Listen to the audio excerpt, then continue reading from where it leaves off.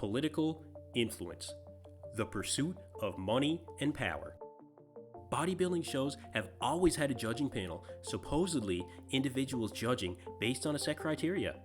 But does the best athlete really always win?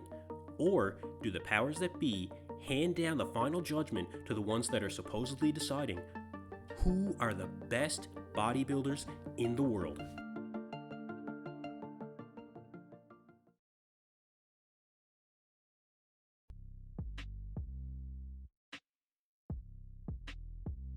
Hey, what's going on, you guys? EP09 back here with another video, and I've had a question posed to me in the comments section of one of my videos, specifically from a subscriber named Charisma University, who asked if I thought political influence affected the placings at the 2022 Mr. Olympia.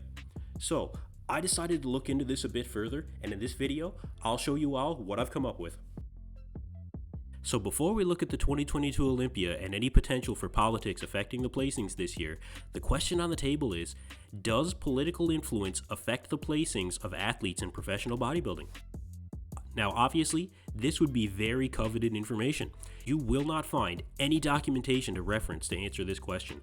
I guarantee these are very short conversations that take place, more than likely over potentially very expensive dinners in private areas of restaurants, or from closed-door offices of high-end luxury homes where no others can hear the conversations. Now, why would these conversations take place to begin with? Well, possibly because the powers that be have a relentless pursuit of money and, in turn, power. That's what it all comes down to, money and power, both of which have the potential to cause corruption. I don't care who you are, where you come from, or what you do now. If you run into money and you're in a business like the IFBB, you're going to be faced with this corruption someday, so you're going to be faced with a decision. The question then is, what will you do? And more specifically in this case, what does the IFBB currently do? We do have some information to answer this question. Bob Cicherillo mentioned something during a video he released on his YouTube channel that he specifically released on politics and bodybuilding. Bob mentions an athlete that remains nameless and how that competitors said that politics played a part in his placing. Was it politics that were involved in your taking second place and earning your pro card, or just in the division that you lost? Listen, this is a PSA for everybody out there watching that competes, especially in amateur shows, okay? What politics do you believe take place?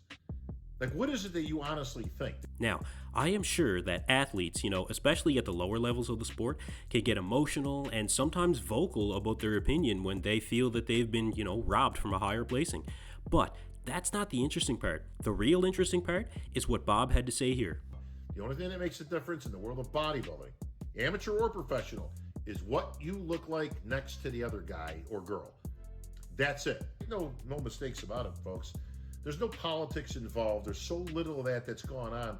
Yes, years ago there was some, crazy stuff, and there was some politics, I believe, in the old days.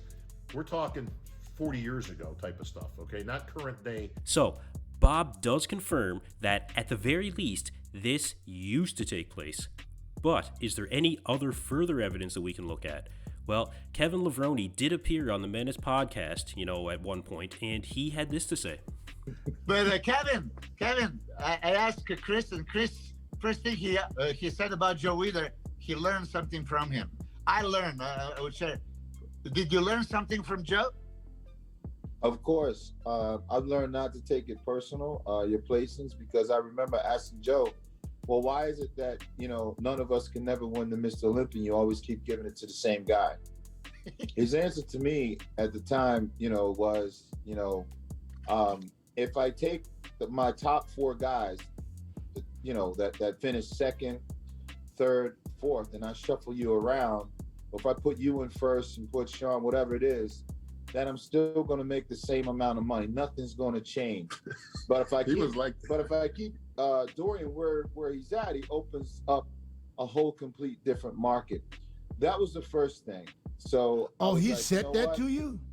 Yeah, he was right. But Dorian Yates opened up another whole avenue. So at that point, I said, you know what, it's business.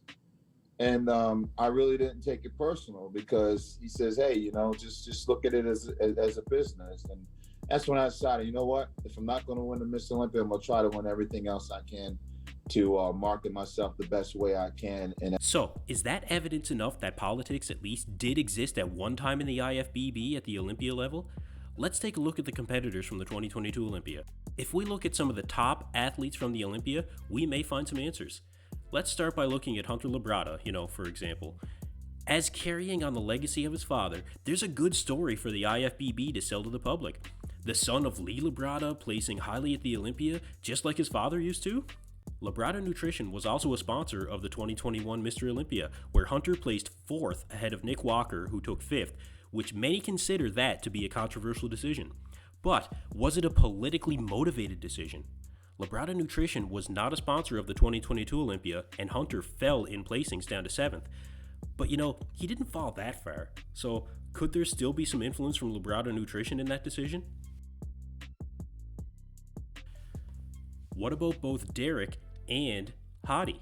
Both of these guys are sponsored by Evogen, and Evogen was a major sponsor of the 2022 Olympia. Did their placing have anything to do with the fact that Hani Rambod has a ridiculous amount of influence in the industry? For this one, I'm just going to say that I don't think that this was the case with Derek and Hadi. It's definitely less controversial of a decision than, say, Hunter's placing, because I think Hadi was the best guy on stage that night, and I think Derek was the second best. Some could argue that Nick could have placed ahead of Derek, but in terms of political influence, maybe. But if you look at Nick Walker, he's sponsored by Celsius, and they were a big sponsor of the Olympia this year. So did that have anything to do with Nick's placing in 3rd? I honestly think no. Nick deserved at least 3rd place with the package he brought to the stage. And you know what? A lot of people said if he would have placed 2nd, they wouldn't have complained. So what about our 4th place finisher, Brandon Curry? Brandon sponsored by SciTech Nutrition and Trifecta. I don't know if SciTech was a sponsor of this year's Olympia, but Trifecta certainly was. Sponsors aside though, he's also a former Mr. Olympia winner. Would the IFBB want to see a Mr. Olympia winner place outside the top 6? I don't think that political influence was the case with Brandon placing 4th. I think he deserved his 4th place spot in this case. Now, Big Ramy. If there was going to be any political influence in a competitor's placing this year, it would be with Big Ramy. Like I said about Brandon, I don't think the IFBB would want a former Mr. Olympia winner to place outside the top 6. But with Big Ramy sponsors, he does list Protan on his Instagram, and Protan was a big sponsor of the Olympia again this year. So, could it be possible? At least one could argue, and many have, that Big Ramy deserved 6th behind Samson. So, was Big Ramy given a gift by political influence? Now, speaking of Samson, Samson is sponsored by Hostile, and Hostile was a big sponsor of the Olympia in 2022. I think I'm just going to say this one right away again though.